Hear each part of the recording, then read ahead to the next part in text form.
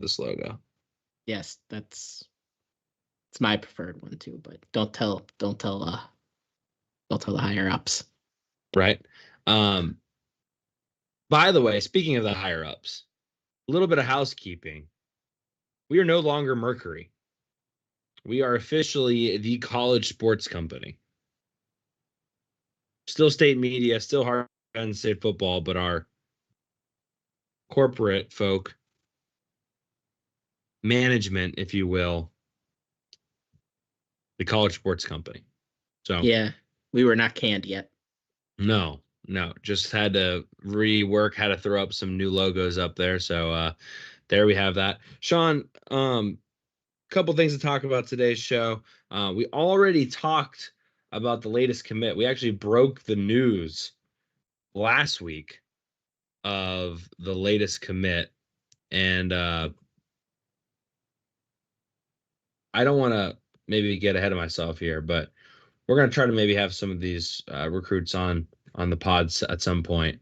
But the last commit was tight end Matt Henderson, 4-star tight end in the 2025 class from Virginia. Literally happened on the show last week. So I wanted to just bring that up again because, maybe people didn't turn until a little bit later on and think we didn't cover it. I believe he's a 13th member of the class from the 8th different state in the class.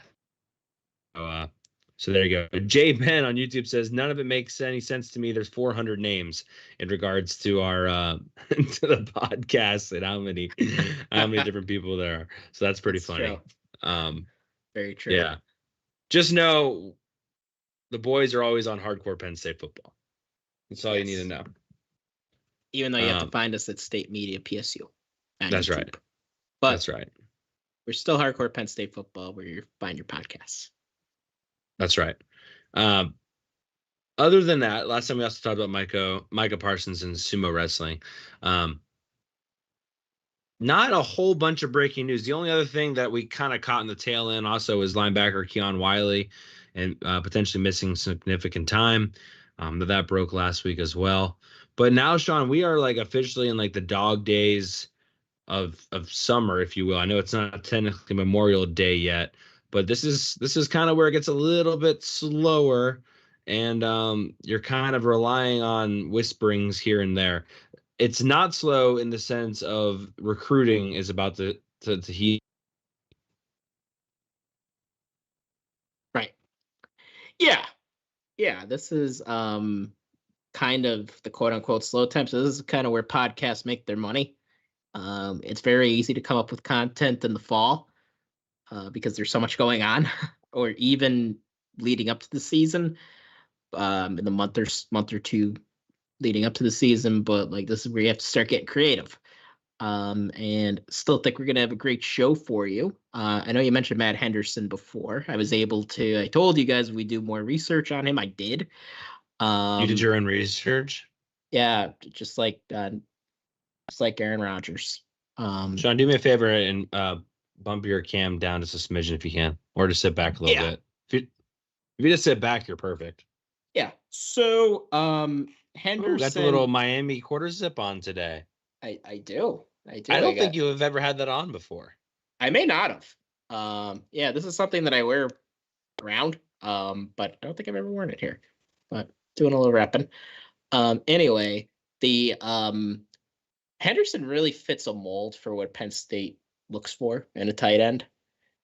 Really going back to Mike Gesicki, who was ironically enough recruited by Bill O'Brien. So really, really athletic. Like when you watch him play, when you watch his highlights, his athleticism just stands out to me. Looks like he's obviously going to need some work in the weight room, but just reminds me a lot of Gesicki. Like when Gesicki was coming out, it was really the same story. Needed to learn how to be a tight end, but the receiving skills were there. So I think this is a guy, just based off traits alone, you're going to see shoot up rankings. Because right now he is a 4-star on Rivals, but 24/7 and On3, either they just evaluated him or they haven't gotten to him yet. He's going to be highly regarded. I'm not saying he's going to make a Luke Reynolds type jump, but it wouldn't surprise me if he's a 4-star guy on well, I guess we'll consider ESPN too, like 3 of the 4 recruiting sites. Yeah. Speaking of that, we actually have one Filmroom play today by a tight end. So good little transition there. You got a couple fan questions to go over at the end of the show as well.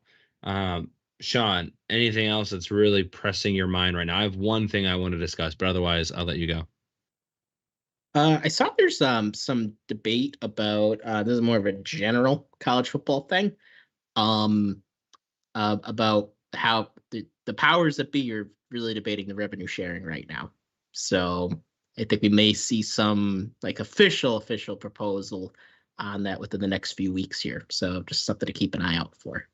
Yeah, and this wasn't something that I originally was going to talk about, but I did see that there is some whisperings about Florida State leaving the ACC and that Clemson would be following soon as well. So keep that in the back of your mind as things kind of things develop. This is the time where those things happen, is right about Yep. now all the way until about July. So keep an eye out for that.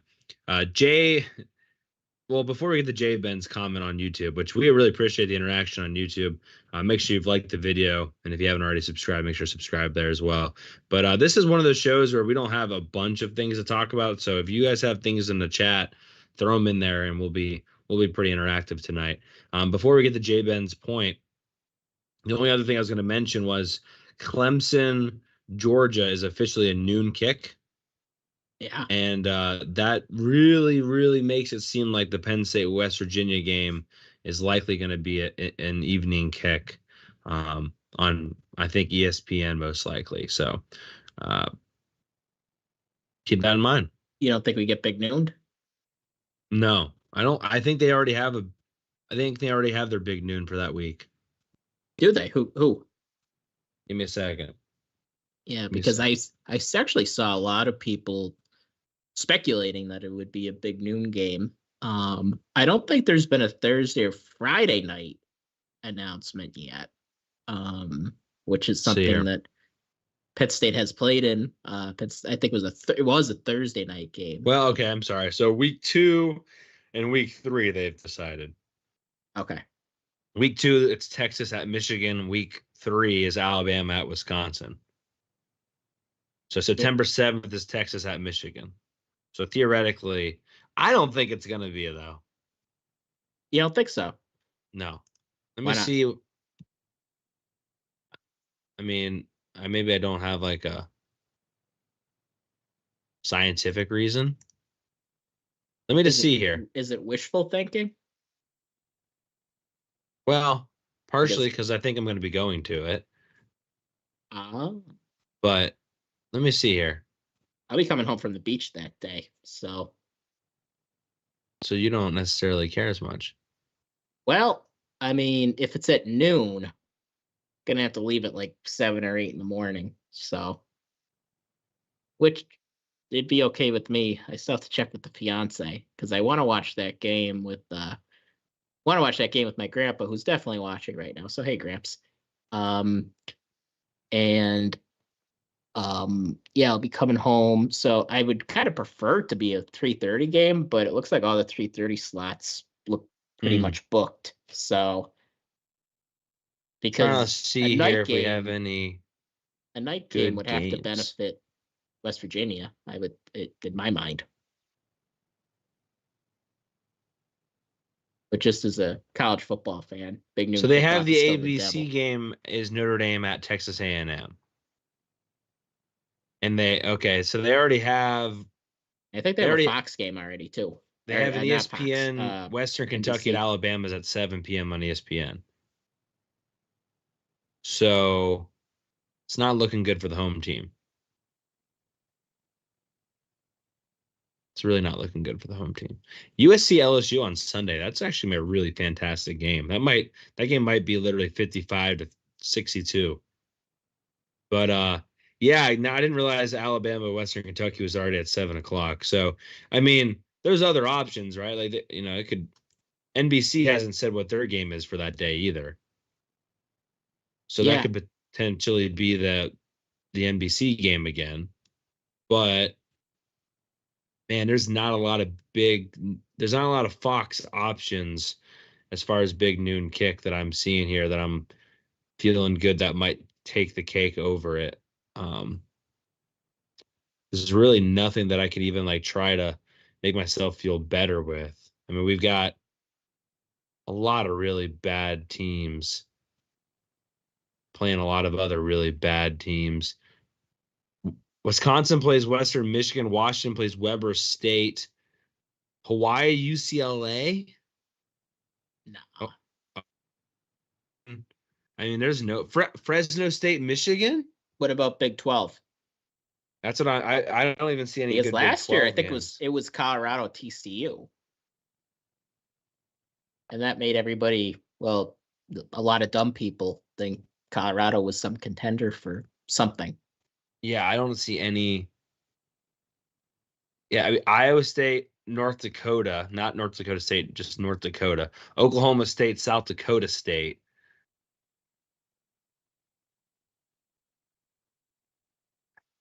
Not good. Houston, UNLV. Gus and Joel ain't going to Vegas. I mean, there's really not much. Well, set your alarms for 11 a.m. Yeah, I mean, there's really not that much, unfortunately. But maybe it doesn't matter, right? Maybe NBC gets that pick. I heard NBC got more picks this year, and ESPN got more picks this year. I don't know. And even though West Virginia is the home team, NBC could still have that game, right? I assume so. Yeah, I would think so. All right. Anyway, back to it here. Jay Ben said, without being run-of-the-mill Penn State pessimist, I am dreading seeing Tyler Elsdon on the field, potentially more with Abdul Carter moving and Keon Wiley now injured. Feel like you could have mixed and matched. Couldn't agree more. We talked about that a little bit on last week's episode, but it's funny because I think they put Tyler Elsdon's highlight on Twitter today and social media. Like, they've been doing every player. Yeah. I didn't even bother to watch Tyler Elsdon's highlights. I mean, he had to play in the Ohio State game. What did he do in the Ohio State game? I can't remember. He recovered that fumble on the punt. Oh, that's right. That hit off the player? Yes. All right, let's see here. Yeah. See, they didn't even do okay, this is gonna look really bad, but they didn't even do film of him. They just did a 30-second thing of him tackling what's his face from Rutgers, and then a tackle in the Maryland game and Indiana game, and then a hurry on Iowa's quarterback and a tackle on Donovan Edwards. That's it. But not like actual highlights, just like close in looks. Why do you think they're doing those?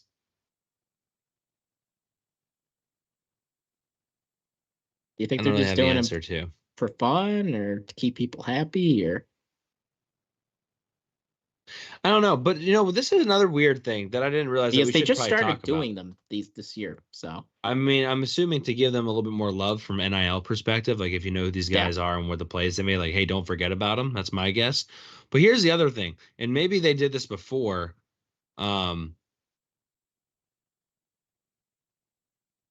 When did the summer players come in May? I thought they usually didn't come into the second session. Yeah, so the way they're doing them, because I thought the same thing. There's some coming in May and then some are coming in July. Okay. And that's new. That hasn't happened before. Like Tyseer Denmark, for example, isn't here yet. Okay, but I saw Peter Gonzalez is here, which because as I was seeing, I was like, "Where's Tyseer Denmark?" And then I found out, they're still doing that July thing. So, which makes me feel a lot better. The fan question last week was which player that didn't enroll early is going to have a better impact. Now my wide receiver has a month or two head start over your guy, so I'm feeling pretty good. Yeah. So it's those four guys. I think it was Gonzalez, Specca, Malachi Williams, and written down Caleb Brewer. Yep. So they're all there now. So, For the blog, he says, I don't think NBC has access to the Big 12 home games. Okay. Which would not be good for us. Yeah, looks like Gus and Joel are coming. Joel Klatt just said we have the best atmosphere in college football, though. So I saw that too. So here's my thing, though. Maybe they go see the national champions in Michigan take on whoever the hell I just said they were. It wasn't an awful opponent. Who did I say Michigan's playing? Fresno State. Pretty bad, but not awful. Yeah. In their heyday, Fresno State was a pretty good program. But yeah, you never know. I mean, Gus and Joel love them some Michigan. Mm-hmm. It's first game of the Shawn Moore era. Yeah. I'm kind of trying to talk Fox into doing this right now. If you're listening. Come on, just do it. Just go to Michigan. Right. Jay Ben says he has 10 clips saved on his phone of him out of position. He directly caused a huge play for the opposing team. If we're talking about inches, these are the inches that need to be resolved. Jay Ben, I don't know if you listen to us often, but preaching to the choir. Yeah, like honestly, look for a guy like a Tamir Robinson. We have some young linebackers here who may be nipping at Elsden's heels to be the second guy. So I know it sucked losing Keon Wiley, who now I'm not at practice every day, so I can't say definitively, but every time I saw him, I kind of thought he was better than Tyler Elsden. I think there's a real chance that one of these young guns could come up behind him this year and maybe take that backup job. For the blog, he just ruined my whole day. It was announced yesterday. Fresno State, Michigan's on NBC, primetime. Darn. ESPN hasn't even updated their schedule yet to show that.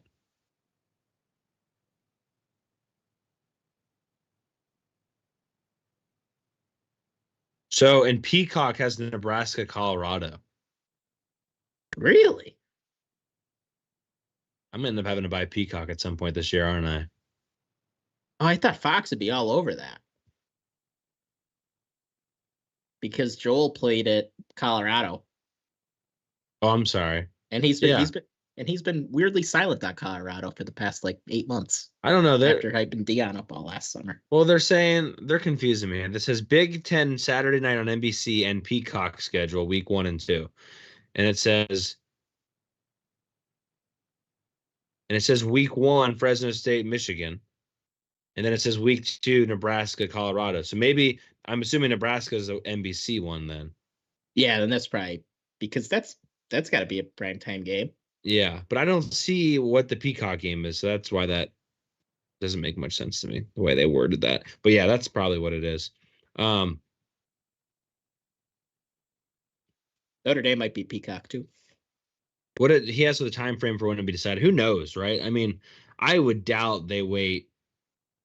They're not going to like 8-day window it. I don't even know if they're allowed to do that for the first. Yeah, we'll game. know soon.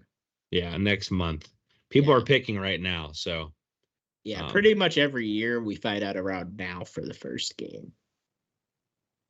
Jay Ben says, I'll start listening more, appreciate the realistic viewpoints without just being overly down on them overall. Thank you. Appreciate that.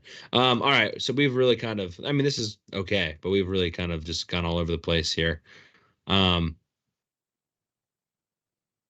it sounds like it might end up being Fox Noon kickoff. That's what it's looking like. Fun. At this point, they'd be kind of dumb not to, right? I mean, like that's the whole point of Fox doing this big noon kickoff. It's not really for the good of college football or what the fans want, but it is a moneymaker, and people are going to be watching West Virginia and Penn State.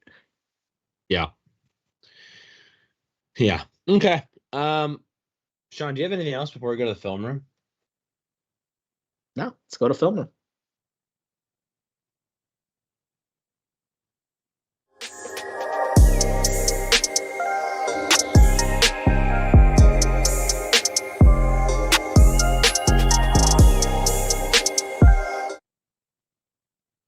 All righty.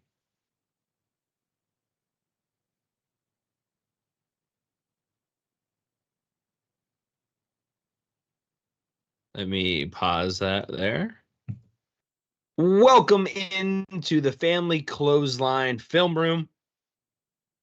First play we are going to show you today from the blue and white game is a little tight end screen. You know, the reason I brought this play up, Sean, was I felt like we did a lot more of this kind of stuff early on, and then it completely just disappeared by midway point in the season. And that just honestly shouldn't happen. Wanted to give a shout out to the offensive lineman. Thought they did a really good job there, but also really kind of wanted to bring up this play because I think Drew Aller does a really good job being patient with it, but also to highlight Khalil Dinkins because Dinkins is going to have to play a larger role in this offense this year. And he showed up big time, especially on fourth down. That was kind of the joke with him was he was always showing up on fourth down. But he's going to have to contribute quite a bit more.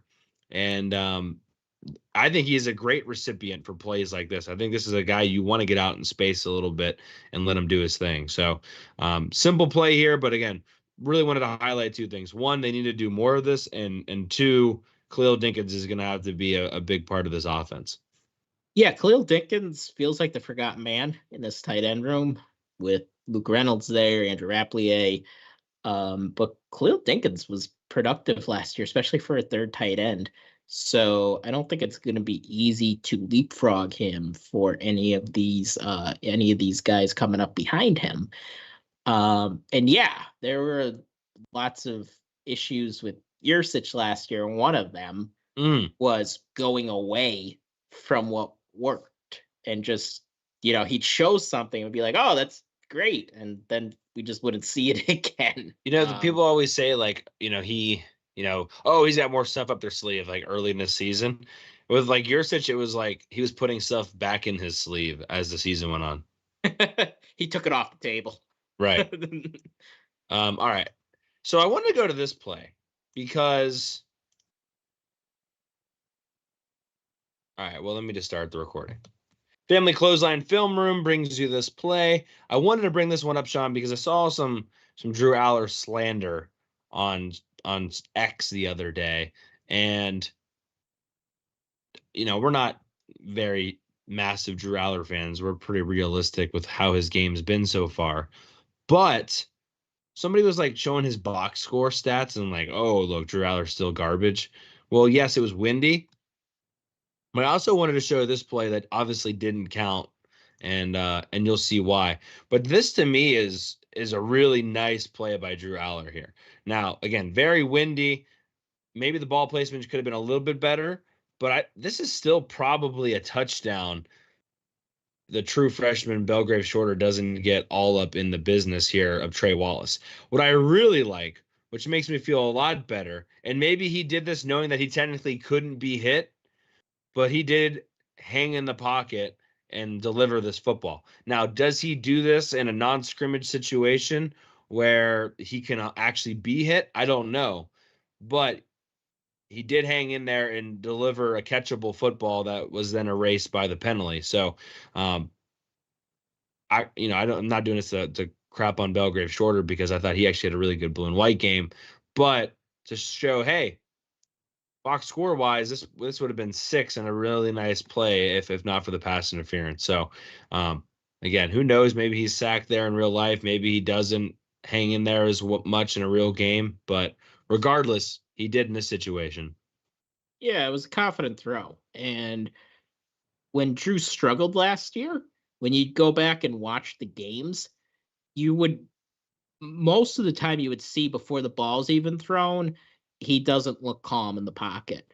And on the other hand, when he'd have his best throws, just looks so confident coming out of his hand. He just looks so comfortable with the ball coming out of his hand. This is a good example of it.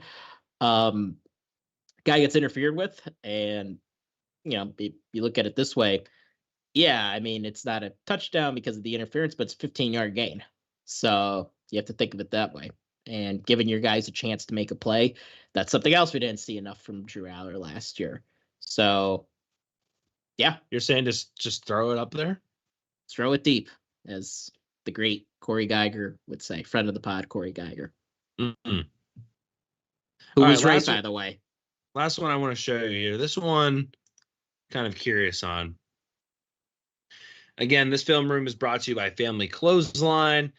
This is the play where I think Drew Aller may have done this wrong. Now, back up in the game here at running back could have affected this play quite a bit.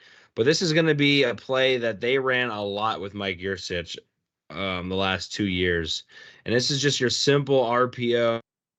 He has the ability to throw this out in the flat and or run it if he wants.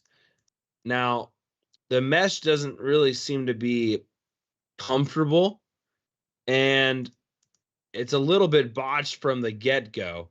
But theoretically, this defensive end maybe hangs tight, and maybe he should hand this off, and 54 just ruined the play. But I still think that he collapsed enough where Aller could have pulled this ball and got either then went downhill and forced this next defender to either take him or take the tight end. Or he could have just thrown it out there real quick and just given his guy a chance in space. Either way, this to me is what Andy Kotelnicki is going to have to figure out with Drew Aller. Our defense is going to respect Drew Aller's running ability enough where you can run these kind of plays. Because last year they didn't. And because of that, it never really worked the way you wanted it to. And they weren't able to have the same explosiveness and fluidness in the running game when they had Bo Prabila in there. So this is just one example. It's early on. Again, backup running backs in the game. But they're probably going to run this play at some point during the year. And my question is he going to have the confidence to pull this ball? And then is he going to be able to flick it? Is he going to threaten the defense enough with his legs to where this play is going to be successful? Yeah, that was a small but consistent problem Penn State had all season last year because Drew Aller rarely ever kept the ball. And you have to cater to what your quarterback is comfortable with doing. And evidently, Drew Aller was not comfortable keeping the football in these read options last season. That's fine, but I thought they went back to that well too many times and just getting nothing with it because all it does is delay everything when there's no threat from the quarterback and running back gains a couple of yards at most, and that's if the offensive line does a good job. And here they really don't do a good job because 54 blows the play up. But nonetheless, if you have a quarterback comfortable keeping, yeah, he's going to be able to he'd still have to beat 45 to the outside. But if that happens, then you just toss it off to Rapley and going toward the flat. So it's a small issue with the offense, but it did cause issues last season. You're right. This is something that going forward, Kotelnicki has to adjust to, and it may mean that only Bo, when he gets in, runs read options, and that's fine with me. Yeah, 50 really whiffs on his block there too. That doesn't help things, but I still think you see enough of a collapse there where you can pull this ball, and afterwards you can see Aller kind of like shaking his head, like did the running back clamp down on it too much and he was trying to pull it? Who knows? But regardless, like those are things you got to clean up before obviously the season starts. That'll do it for the film room. I'm trying to just do like 3 plays every week to keep it interesting. I might even go to some older film back during the season. I might go to some opponent film for maybe some of the players to pay attention to. But I'm gonna try to keep doing a couple episodes or a couple clips each episode. All right. I think, Sean, we're ready for the fan questions. Yep, bring them on. All righty.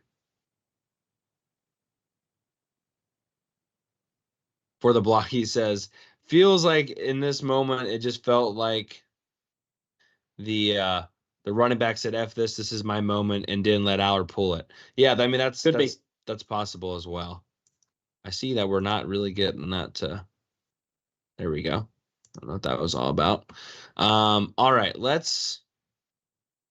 speaking of Kotelnicki, let's just start there, shall we? All right. Fan questions brought to you by Utz Potato Chips. Look, we've talked to you about the honey barbecue, which is my favorite chip flavor, but they've got pretzels, they've got snacks, they've got all sorts of things going on there. First question is brought to you by something voting rights. I can't even read it all the way. What do you think about the new offensive coordinator's ability to develop wide receivers quickly this season, and where will that need to fall on the priority list for the offense? And then his favorite restaurant we asked this week, he says, love the tavern. So, guys, I think it's extremely high on the list, right? I mean, he's going to have Marcus Hagans obviously helping him, but I mean, I think you kind of have to figure out, the wide receivers. And is it development, or is it just putting them in better positions to succeed? But I'm going to say this, Sean. I'm going to get out in front of it this year. I'm just going to say straight up, the receivers also own some of the responsibility to get better as well.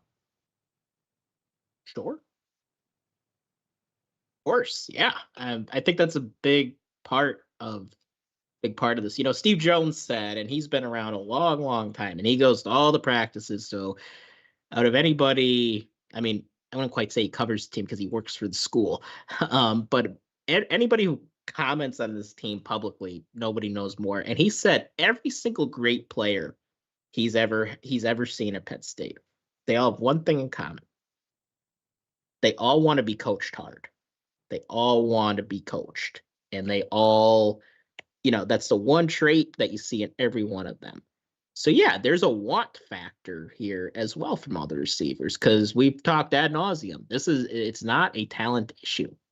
It's about getting better. And yes, a lot of that, it falls on the coach. It's the coach's job to get the most out of his players. And that falls on Marcus Hagans. That falls on Andy Kotelnicki. That falls on James Franklin. That's an everybody thing. And they didn't do a good enough job last season. So, but yeah, part of it is on the players doing extra work.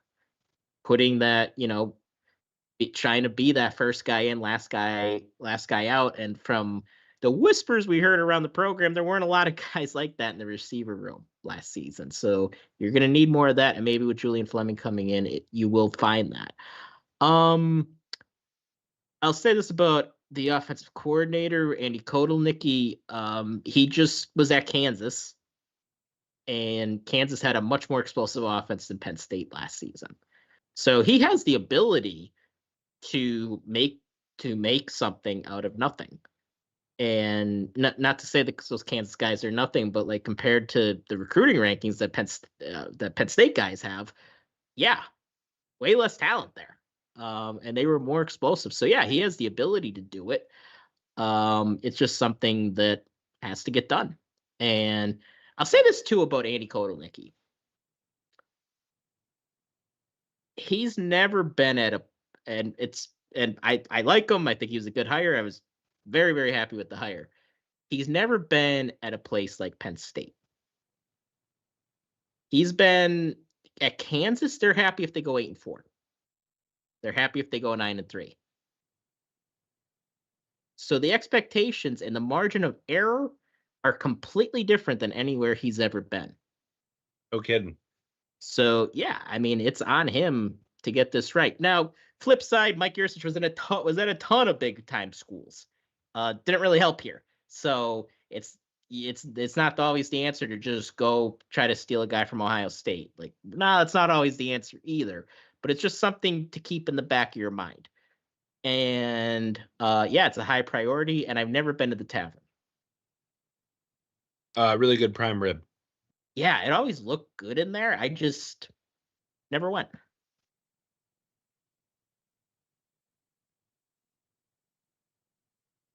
All right, next Utz fan question brought to you by a personal friend of the pod, Randy Seeley. Why am I not more optimistic about this season? Losses along the offensive line, questionable receiver upgrades, all new coordinators, and an upgrade in opponents. I struggle to see a 9-win season. And for a quick meal, he says CC Peppers, the Tavern for a tradition and history. Lots of good options. So number 2 for the Tavern. Sean, why isn't Randy Seeley, or why do you agree or don't agree with Randy Seeley to be optimistic about the season? Without knowing him personally. I understand being cautious about it. You know, we were carried by the defense through big parts of last season, and the defense in all likelihood won't be as good this season. Still think they'll be good, but that was an elite defense that you saw, and I'm not convinced this is going to be an elite defense. It'll be really good though. So I understand not being too high, especially when you can't really trust the offense. So I really think it's going to come down to how much worse is the defense and how much better is the offense. And that'll probably tell the story of the year. I could definitely see a 9-win season. I think I wouldn't call 9 the floor, but you look at the schedule. Ohio State is Ohio State. Washington's not as scary as they looked back in their title run. They don't play Oregon. They have to go to USC. That'll be a challenging game. And I think the West Virginia game could tell the story of the season, really. I think it reminds me a lot of the Purdue game from 2022. And it could really set things in motion in a good way or a bad way. So this is a big, big opener. Yeah, Purdue, Indiana 2020. Yeah, that's another one on the flip side. So, I agree. I mean, here's my thing about it and why I'm cautiously optimistic is there's just so much talent still that I agree with you. Like a floor of 9 wins seems to be like a solid floor. They can go to 10. They can go to 11 wins on upgrades at quarterback and wide receiver. And getting away with a little bit less depth at linebacker that we've already discussed, and the corners being good enough.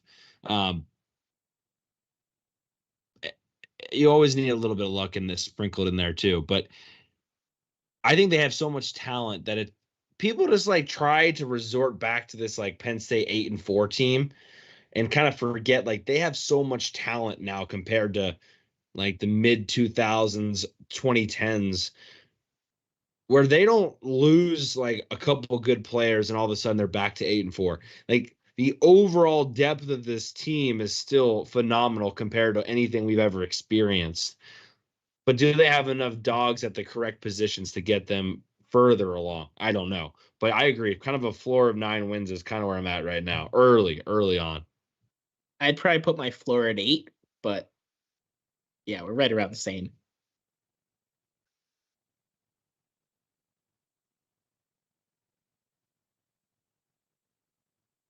All righty. Last question, last fans question presented by Utz. Will Gamble. Penn State points per game last year was 36.23. With Anil Kodinicki, will you guys take the over or under on that number? And then same for our defense. We allowed 13.46 points per game. Would you guys take the under or over for that number in 2024? His favorite place to eat? Pita Cabana Grill. Or Pit Cabana Grill. Sorry. Yep. Sean, I'm going to let you go first there. Okay. Defense, I'll take the over. 13.6. That's really, really good. So I think it'll be a little higher, not much though. On offense, I can see it go either way. But it's my job to have a take. So I'll take the slight over. But really, in my mind, it's not really that relevant on offense for the year because look, you could put up like last year's offense was really inflated by playing the UMasses of the world. We played Delaware, a dead Michigan State team.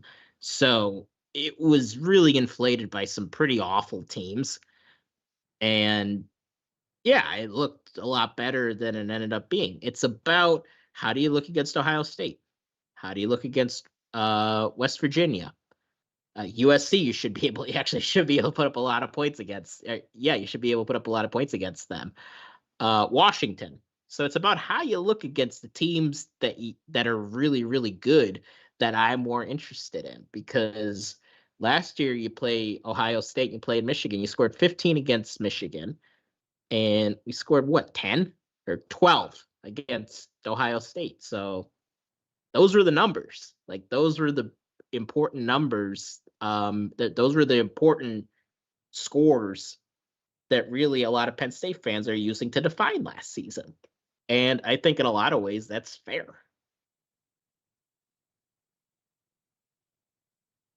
I agreed with you, and so I pulled it up because I was curious. Penn State averaged 31.3 points per game in conference. So that to me is a more realistic number. And even with that number, I would feel better taking the over, partly because they're going to play USC this year. That's going to help things a little bit in that regard. I agree with you. I would take the over for the defense. I mean, what they did last year was phenomenal, and I expect the quarterbacks to be better in the Big Ten last year. The quarterbacks were awful in the Big Ten last year, and that definitely helped things. I don't know how much better the quarterbacks are going to be this year, but I expect them to at least be a little bit better. And so, I mean, heck, the defense could still just average 15 points per game. Who knows? But I think it's going to be more than that, 13.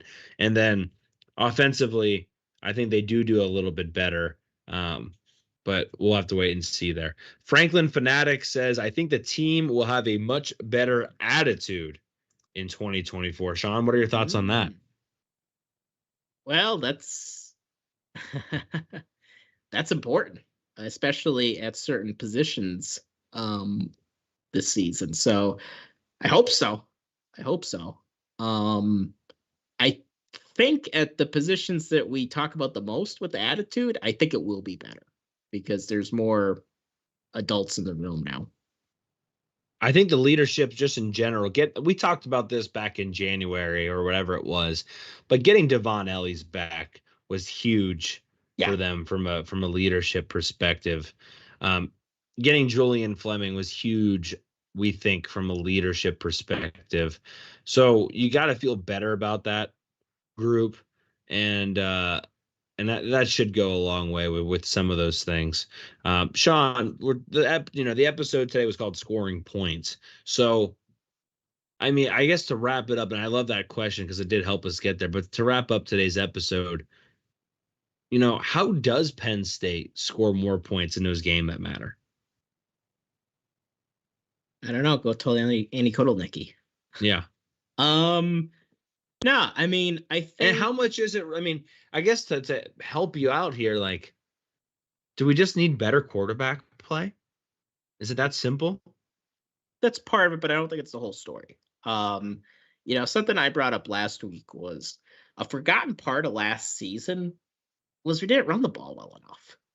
Like, we weren't terrible running the ball, but Nick Singleton, especially, like the first 2/3 of the season, just wasn't good running the ball. Now I know Franklin will defend him and say he was better his sophomore season than his freshman year. And in some aspects he was, but from what we needed from him, he wasn't. And it was probably partly on him, partly on the line. And that's a surefire way to open up the offense, is run the ball better, and it's gonna theoretically open things up for the receivers, for Drew Allard to play better. But yeah, part of it falls on Drew, and part of it falls on the coaches to put their best guys in positions to succeed, because that was also something that we didn't do a good enough job with Nick Singleton in particular. They didn't bounce him to the outside really until Mike Yurcich was fired, and that's where Nick Singleton has a chance to do most of his damage, getting him out in space. So, It's everything in my mind. Yeah, and I think you summed it up really well there. The biggest thing to me was, film room last year was difficult during the season because when we saw the plays, we were like, look, a lot of times the plays were there to be made, especially the Ohio State game. That was probably one of the most painful games. Adam Brenneman even backed us up on that. Like, that was a painful game because of the lack of execution. Now, that slowly kind of changed as we got further into the season. Michigan game especially was maybe a little bit less good play calling and a little bit less on the poor execution, but there was plenty of opportunities to make plays, especially early on. And then you're just thinking, again, football is so much about momentum, and the lack of a couple plays executing makes a huge difference as far as the confidence. It just changes the whole complexity of the team. So I agree with everything you said early on too. Starting out strong against West Virginia could really set the course for the entire season, which I don't know where you're at right now, but that to me is going to be a big part of this. And I don't know if I feel good about that West Virginia game or not. Yeah, it's going to be a close one in my mind. And I want to do more research. It's 14 and a half right now. Yeah, that's too high. You think it's too high? I think so. Yeah, I mean, it's going to be, even if it's big noon kickoff, it will take the wind out of the sails of the environment a bit, but still, it's going to be a rowdy crowd. And yeah, they're going to, I think they're a little unhappy with how the game ended last season. We we were really desperate to cover the spread. Kind of forgot about that. Yeah, so there could be some hurt feelings. I mean, I always think it's stop us. But still, that's motivation. And you're going to want to try to get back at the team who did that. And so there's the historic rivalry between West Virginia and Penn State. So I think that probably means a little bit more to West Virginia than it does to Penn State. And yeah, it's going to be a tough game. And West Virginia is a damn good football team. Like, they were better last year than people thought they'd be. And I think they're going to be even better this season. So yeah, I'm not feeling as good as I did going into last year's game. I'll say that. Yeah, but they do not have Zach Frazier, which I think is going to be a big part of it. He was one of the best players that Penn State played last year. Oh, another thing I wanted to say. Oh, yeah. You said start out the season. Another way, like, this offense could be better. Every game, it felt like last season, except the West Virginia game, they started off so slow on offense. Right. They have to get off to better starts, because every single game, it felt like we were behind the eight ball, even against like crappy teams. Yeah, we still just sleptwalked through the first quarter. Didn't matter either, because some people put a lot of stock into that whole 11 a.m. start in the Midwest. But no, we could have been playing on the moon. We just started slow each week. So that's another thing I want to see better this season.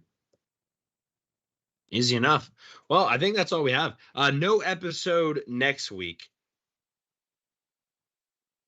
And then we'll be back the following week. There might be something before then, but keep an eye out for that. Sean, Kane, any final thoughts? No, I think we're good here. Awesome. Thank you guys, especially Jay, Ben, Franklin, Fanatic, and for the blog for keeping it live in the chat. We will be back in a little bit. For Sean Kane, this is Cory Lestochi. You've been listening to Hardcore Penn State Football. Please make sure to subscribe wherever you're listening, and we will catch you next time. Bye, everybody.